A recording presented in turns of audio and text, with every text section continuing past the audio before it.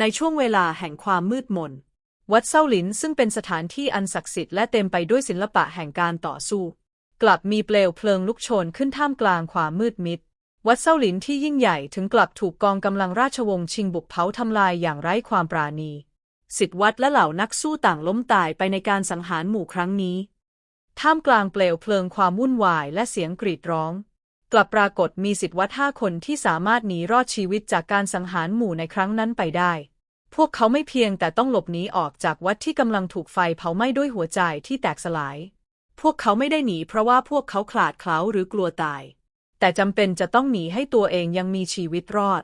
พวกเขาหนีไปพร้อมกับไฟแค้นที่สุมอยู่ในหัวใจ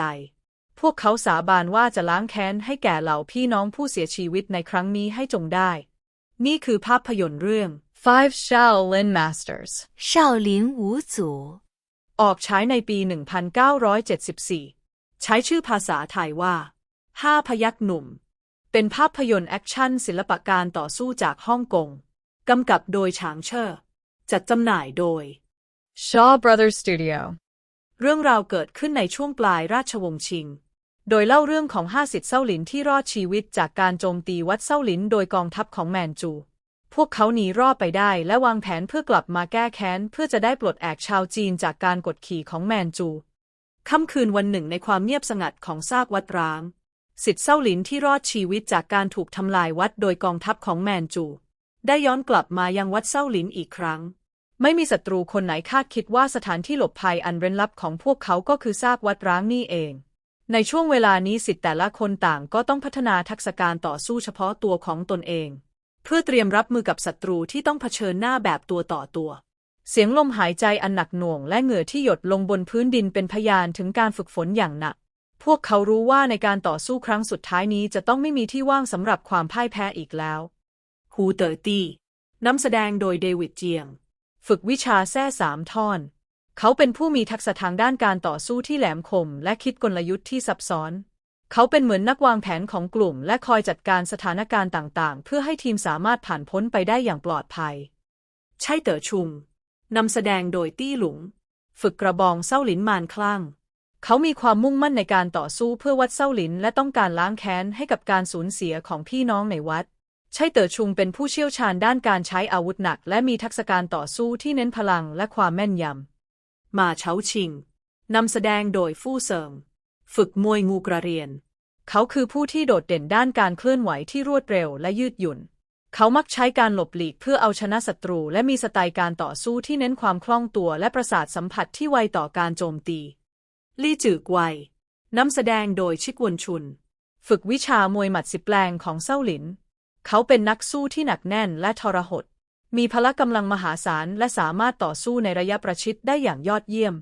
ลี่จือกวยมักจะใช้การโจมตีที่เน้นความหนักหน่วงเพื่อสร้างความเสียหายแก่ศัตรูฟางต้าหงนำแสดงโดยเหมิงเฟยฝึกวิชาเท้ากวาดพสุธามีลักษณะเฉพาะตัวด้วยความเชี่ยวชาญในการใช้เท้าและการโจมตีที่เน้นความเร็วฟางต้าหงมีทักษะการเคลื่อนไหวที่สามารถโจมตีศัตรูได้จากทุกมุมทำให้ยากที่จะป้องกันตัวจากการโจมตีของเขาย้อนกลับไปในวันแห่งโศกนาฏกรรมเมื่อวัดเซาหลินอันเป็นสัญลักษณ์แห่งศรัทธาศิลปะการต่อสู้และจิตวิญญาณของผู้ยืนหยัดต่อความอายุติธรรมกลับกลายเป็นเป้าหมายสำคัญของราชวงศ์ชิงผู้ปกครองที่มาจากดินแดนแมนจูเรียราชวงศ์ชิงมองว่าเซาหลินคือภัยคุกคามร้ายแรงด้วยเหตุที่วัดนี้ไม่ได้เป็นเพียงสถานที่ฝึกฝนศิลปะป้องกันตัวแต่ยังเป็นศูนย์รวมของเหล่านักบวชและนักสู้ที่ยึดมั่นในอุดมการณ์ต้านชิงกู้หมิงสำหรับราชวงศ์ชิงการดำรงอยู่ของวัดเซาหลินเปรียบเหมือนการจุดไฟให้ความหวังแก่ชาวฮั่นผู้ถูกกดขี่วัดแห่งนี้เปรียบเสมือนที่พึ่งทางจิตใจของเหล่านักสู้ที่ต้องการปลดแอกแผ่นดินจีนจากผู้ปกครองที่เป็นคนต่างถิ่นการรวมตัวของเหล่าผู้ต่อต้านที่วัดเซาหลินจึงเป็นเหมือนจุดเริ่มต้นที่สามารถก่อกำเนิดเป็นพายุโดยที่ราชสำนักไม่อาจเพิกเฉยได้ด้วยเหตุนี้กองทัพราชวงศ์ชิงจึงถูกส่งมาเพื่อทำลายวัดเซาหลินจนย่อยยับเป้าหมายไม่ใช่เพียงแค่การทำลายวัดแต่ยังเป็นการสังหารนักบวชรวมถึงศิษย์และเหล่านักสู้ให้หมดสิ้นเพื่อเป็นการปลิดชีวิตและจิตวิญญาณแห่งการต่อต้านและส่งสารเตือนผู้ที่คิดลุกขึ้นต่อกรกับอำนาจของทางการบุกทำลายครั้งนั้นจึงเปี่ยมไปด้วยความโหดร้ายและไร้ความปราณีแต่สิ่งที่เจ็บปวดกว่าความพ่ายแพ้ ก็คือการทรยศของผู้ที่เคยอยู่เคียงข้างกันมาหมาฟู่ยี่นำแสดงโดยหวังหลงเว่ยอดีตศิษย์เซาหลินผู้ซึ่งหันหลังให้วัดและเลือกเข้าข้างราชวงศ์ชิงเขาเปิดเผยความลับของวัดและนำทางกองทัพแมนจูให้เข้ามาโจมตีการทรยศของเขาไม่ใช่เพียงแค่การหักหลังเพื่อนพี่น้องแต่ยังเป็นการหักล้างอุดมการณ์ที่วัดเซาหลินได้ยึดมั่นมาตลอดหมาฟู่ยี่กลายเป็นคนทรยศเพราะถูกครอบงำด้วยความหวาดหวั่นในจิตใจเขารู้สึกว่าการลุกขึ้นสู้กับอำนาจที่ยิ่งใหญ่ของราชวงศ์ชิงนั้นไร้ความหวังในอนาคตราชวงศ์ชิงเสนอลาภยศชื่อเสียงเงินทองและสิทธิพิเศษสำหรับผู้ที่ยอมสวามิภักดิ์ซึ่งสำหรับเขามันดูน่าดึงดูดมากกว่าการต้องลำบากต่อสู้ในเส้นทางอันยากเย็นของการต่อต้านแต่สำหรับศิษย์เซาหลินที่เหลือรอดการทรยศของหมาฟู่ยี่คือแผลลึกในหัวใจการที่คนที่เคยร่วมอุดมการณ์เดียวกันกลับกลายเป็นผู้นำภัยมาสู่วัดเป็นสิ่งที่ยากจะให้อภัยเหลาศิษย์ตึงสาบานว่าการต่อสู้ของพวกเขาไม่ใช่เพียงเพื่อล้างแค้นให้กับพี่น้องที่เสียชีวิตแต่ยังเพื่อคืนศักดิ์ศรีของวัดเซาหลินและเพื่อกู้คืนอิสรภาพให้แผ่นดินจีน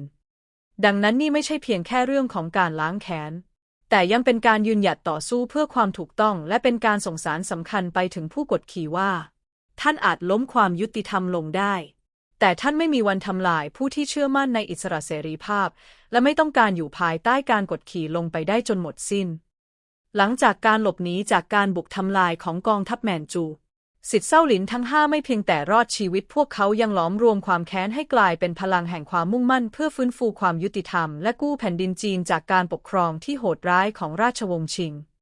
พวกเขาเริ่มต้นด้วยการสร้างรหัสลับเพื่อใช้สื่อสารและแยกแยะผู้ร่วมอุดมการณ์จากศัตรูเป็นสัญญาณแห่งความหวังที่ส่งไปถึงเหล่านักสู้ที่ยังภักดีต่ออุดมการณ์ต้านชิงกู้หมิงแต่ในขณะเดียวกันศิษย์ทั้งห้าก็รู้ดีว่าภัยร้ายไม่ได้มาจากศัตรูภายนอกเท่านั้นแต่รวมถึงผู้ทรยศที่ปะปนอยู่ในหมู่พวกเขาเองคนผู้นั้นคือคนที่ขายความลับของวัดเซาหลินให้กับราชวงศ์ชิงจนทุกอย่างพังพินาศด้วยจิตวิญญาณแห่งนักสู้พวกเขาตัดสินใจแยกย้ายเดินทางไปยังแผ่นดินต่างๆเพื่อตามหาและรวมพลเหล่ายอดฝีมือจากทุกสารทิศทั้งจากสำนักใหญ่และในหมู่บ้านเล็กๆพวกเขาชักชวนเหล่านักสู้ที่เคยร่วมศรัทธากับวัดเซาหลินและแม้กระทั่งชาวบ้านธรรมดาที่เคยถูกกดขี่ให้ลุกขึ้นจับอาวุธเพื่อสร้างกองกำลังแห่งการต่อต้านชาวแมนจูขึ้นมาการเดินทางครั้งนี้เต็มไปด้วยอุปสรรคศิษย์ทั้งห้าต้องเผชิญหน้ากับกองกำลังแมนจูที่ตามไล่ล่าพวกเขาอย่างไม่ลดละทั้งการซุ่มโจมตีและการต่อสู้ล้วนเป็นบททดสอบที่โหดร้ายแต่พวกเขากลับใช้ทุกอุปสรรคเป็นบทเรียนเพื่อปรับกลยุทธ์และพัฒนาทักษะการต่อสู้ให้แกร่งขึ้นพลังของมิตรภาพและความเสียสละคือสิ่งที่ช่วยหล่อเลี้ยงจิตใจพวกเขาการรวมตัวของเหล่าชาวยุทธจึงไม่ใช่เพียงการสร้างกองกำลังเท่านั้นแต่เป็นการจุดประกายความหวังแก่ชาวฮั่นทั่วแผ่นดินพวกเขาแสดงให้เห็นว่าแม้จะถูกกดขี่เพียงใดหากทุกคนรวมใจกันก็ย่อมสามารถยืนหยัดต่อกรกับศัตรูที่ยิ่งใหญ่ได้ศิษย์เซาหลินทั้งห้ากลายเป็นดั่งสัญลักษณ์แห่งความหวังของผู้ที่ไม่ยอมแพ้ต่ออำนาจอธรรมความมุ่งมั่นและความกล้าหาญของพวกเขาไม่เพียงแต่สร้างแรงบันดาลใจให้เหล่าชาวยุทธที่ยังหลงเหลืออยู่แต่ยังทำให้การต่อสู้ครั้งนี้เป็นการปลุกระดมพลังของคนธรรมดาให้ลุกขึ้นสู้เพื่อสิ่งที่ยิ่งใหญ่กว่าตัวเองการรวมตัวครั้งนี้จึงเป็นจุดเริ่มต้นของการต่อต้านที่ไม่อาจลบเลือนได้และเป็นคำประกาศว่าแผ่นดินจีนยังมีผู้ยืนหยัดเพื่อความยุติธรรมหลงเหลืออยู่สำหรับตัวร้ายของเรื่องเป็นกลุ่มนักสู้ผู้มีฝีมือฉกาจจากฝ่ายแมนจูที่ถูกส่งมาโดยตรงเพื่อกำจัดศิษย์เซาหลินเป้าหมายคือเพื่อปิดฉากความหวังของขบวนการใต้ดินที่มีแนวคิดต่อต้านราชวงศ์ชิงกอบกู้ราชวงศ์หมิงพวกเขาแต่ละคนเป็นยอดฝีมือที่เปี่ยมด้วยความสามารถและความโหดเหี้ยม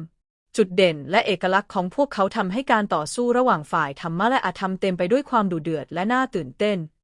ตัวร้ายแต่ละคนได้รับการฝึกฝนมาอย่างเก่งกาจในศิลปะการต่อสู้และการใช้อาวุธเฉพาะทางไม่ว่าจะเป็นดาบหอกหรืออาวุธที่แปลกตาทุกการเคลื่อนไหวเต็มไปด้วยพลังและความชำนาญสไตล์การต่อสู้ของพวกเขาแตกต่างและหลากหลายจนกลายเป็นคู่ต่อสู้ที่ยากจะเอาชนะได้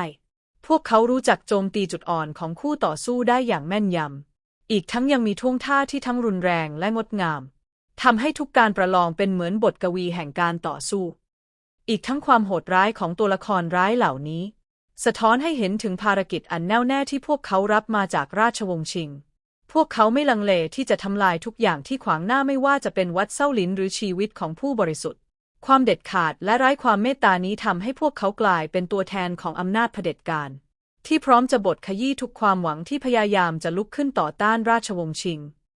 แม้ว่าพวกเขาจะเป็นยอดฝีมือที่เก่งกาจแต่สิ่งที่ทำให้ตัวร้ายเหล่านี้น่ากลัวยิ่งขึ้นก็คือความสามารถในการวางแผนและการทำงานเป็นทีมพวกเขาประสานงานกันอย่างรัดกุมใช้กลยุทธ์ที่ซับซ้อนเพื่อดักจับและกำจัดสิทธิ์วัดเซาหลินการเผชิญหน้ากับศัตรูที่ทั้งเก่งกาจและมีแผนการที่แยบยลเช่นนี้ทำให้สิทธิ์เซาหลินต้องเผชิญกับการต่อสู้ที่ท้าทายและเสี่ยงตายมากขึ้นตัวร้ายในภาพยนตร์เรื่องนี้จึงไม่ใช่แค่เพียงอุปสรรคแต่เป็นบททดสอบที่สำคัญพวกเขาผลักดันให้สิทธิ์วัดเซาหลินต้องพัฒนาทักษะการต่อสู้และเพิ่มพูนความแข็งแกร่งทั้งร่างกายและจิตใจรวมไปถึงฝีมืออันไร้เทียมทานของตัวร้ายเหล่านี้ทำให้การต่อสู้ในเนื้อเรื่องเข้มข้นถึงขีดสุดการปะทะกันระหว่างสองฝ่ายจึงไม่ใช่แค่การต่อสู้ธรรมดาแต่เป็นเรื่องของความกล้าหาญการเสียสละและความพยายามที่จะยืนหยัดเพื่ออุดมการณ์ตัวร้ายที่แข็งแกร่งและทรงพลังเหล่านี้จึงเปรียบเสมือนเงามืดที่ช่วยขับให้แสงสว่างของเหล่าศิษย์เซาหลินยิ่งเจิดจ้ามากขึ้นพวกเขาไม่ได้เป็นเพียงศัตรูแต่คือเครื่องพิสูจน์ว่าแม้จะมีอุปสรรคที่ยิ่งใหญ่เพียงใดหากจิตวิญญาณของธรรมะยังคงอยู่การต่อสู้ระหว่างธรรมะกับอธรรมก็จะไม่มีวันสิ้นสุดหนึ่งในตัวละครฝ่ายแมนจูที่โดดเด่นและน่าจดจำคือขวานบินเปาอี้หลงแสดงโดยไช่หงเขาคือผู้ที่ใช้อาวุธขวานบินเขาเป็นหนึ่งในศัตรูที่ท้าทายและแข็งแกร่งที่สุดของศิษย์วัดเซาหลินความเชี่ยวชาญของเขาในการใช้อาวุธขวานบินทำให้เขามีสไตล์การต่อสู้ที่เป็นเอกลักษณ์และน่ากลัวจุดเด่นของขวานบินคือความสามารถในการควบคุมขวานที่ขว้างออกไปในระยะไกลแล้วก็ดึงกลับมาได้อย่างแม่นยำและรวดเร็วขวานบินเป็นอาวุธที่ไม่ธรรมดาและต้องอาศัยทักษะสูงในการใช้งานด้วยพลังทำลายที่รุนแรงและการโจมตีที่รวดเร็วอาวุธนี้ช่วยให้เขาสามารถโจมตีคู่ต่อสู้ได้จากระยะไกลและสร้างความหวาดกลัวให้กับศัตรูได้เป็นอย่างมากหนึ่งในฉากที่ทรงพลังและเต็มไปด้วยแรงบันดาลใจคือช่วงเวลาที่ศิษย์ทั้งห้าตัดสินใจฝึกฝนตนเองใหม่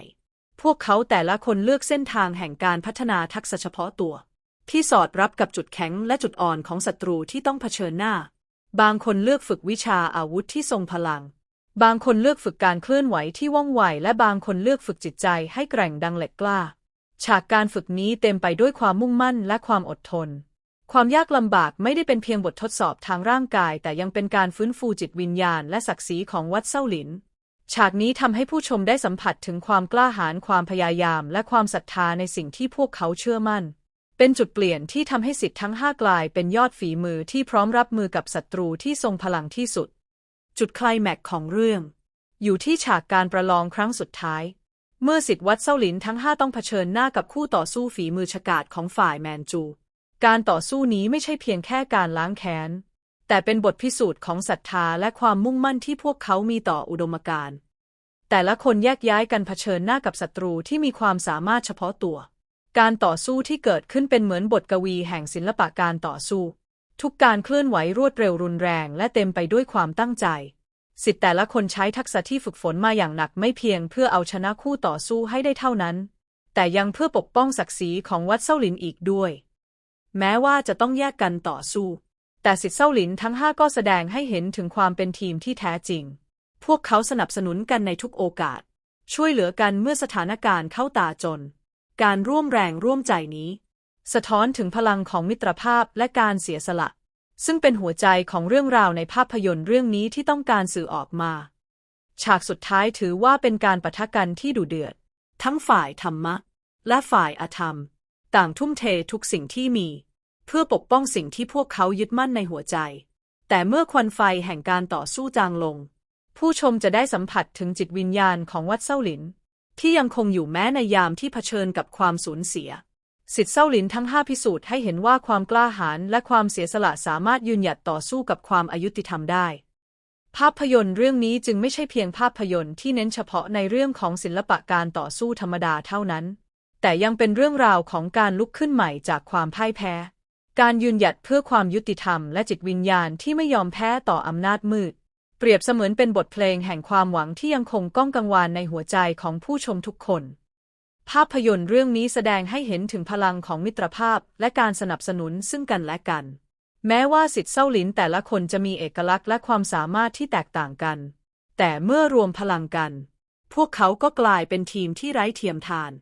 ฉากการต่อสู้ที่พวกเขาสนับสนุนและปกป้องกันในยามวิกฤต เป็นภาพสะท้อนของคุณค่าของการทำงานร่วมกันและการเสียสละเพื่อส่วนรวม แรงบันดาลใจในการพัฒนาตนเองที่ผู้ชมจะได้รับ ผ่านฉากการฝึกฝนอันเข้มข้น ผู้ชมจะได้สัมผัสถึงพลังของการพัฒนาตัวเอง ไม่ว่าจะเผชิญหน้ากับศัตรูที่เก่งกาจเพียงใด ความตั้งใจและความพยายามในการยกระดับทักษะและจิตใจของพวกเขา แสดงให้เห็นว่ามนุษย์สามารถก้าวข้ามขีดจำกัดของตัวเองได้หากไม่ย่อท้อ การต่อสู้ในครั้งสุดท้ายของสิทธิ์ทั้ง5จึงเป็นมากกว่าการเผชิญหน้ากับศัตรู แต่มันคือการพิสูจน์ถึงศักยภาพที่พวกเขาสร้างขึ้นมาด้วยหยาดเหงื่อและความมุ่งมั่น ความรู้สึกและความประทับใจจากภาพยนตร์เรื่องนี้ ในแง่ของอารมณ์และการเล่าเรื่อง ภาพยนตร์เต็มไปด้วยความเข้มข้นที่ทำให้ผู้ชมลุ้นระทึกทุกนาที รวมถึงฉากการต่อสู้ที่ดุเดือด และเต็มไปด้วยเทคนิคการต่อสู้ที่งดงาม ภาพยนตร์สามารถถ่ายทอดความกล้าหาญและความเด็ดเดี่ยวของตัวละครออกมาได้อย่างลึกซึ้ง ภาพยนตร์ยังนำเสนอความรักชาติและความหวังในการต่อสู้เพื่อความยุติธรรม สิทธิ์เซาหลินทั้ง5แม้จะเผชิญกับความสูญเสีย แต่ยังคงยืนหยัดเพื่อเป้าหมายที่ยิ่งใหญ่กว่า นั่นคือการปลดปล่อยแผ่นดินจากการกดขี่ การต่อสู้ของพวกเขาไม่เพียงแต่สร้างแรงบันดาลใจให้กับผู้ชม แต่ยังสะท้อนถึงความสำคัญของการไม่ละทิ้งอุดมการณ์ไม่ว่าจะยากเย็นเพียงใด ข้อคิดที่ตราตรึงใจที่ได้รับจากภาพยนตร์เรื่องนี้ทำให้เราเห็นว่าอุปสรรคและความพ่ายแพ้ไม่ใช่จุดสิ้นสุด หากแต่เป็นโอกาสที่จะพัฒนาตัวเองและรวมพลังกับผู้อื่นเพื่อยืนหยัดต่อสู้ในสิ่งที่ถูกต้อง พลังของมิตรภาพการทำงานเป็นทีมและความพยายามในการเอาชนะข้อจำกัดของตนเองทำให้ภาพยนตร์เรื่องนี้ไม่ใช่แค่การชมเพื่อความบันเทิงเท่านั้น แต่มันคือแรงบันดาลใจที่ยังคงก้องกังวานอยู่ในหัวใจของผู้ชมทุกคน ถ้าคุณอยากเห็นความยิ่งใหญ่ของศิลปะการต่อสู้และการแก้แค้นอันดุเดือด Five Shaolin Masters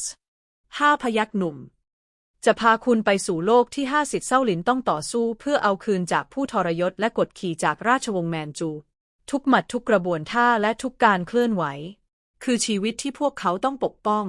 และนั่นจะทำให้คุณได้พบกับการล้างแค้นที่ไม่อาจหยุดยั้งในครั้งนี้ และนี่คือเรื่องราวดีๆที่เราได้ดูและอยากนำมาเล่าให้ทุกคนได้ฟัง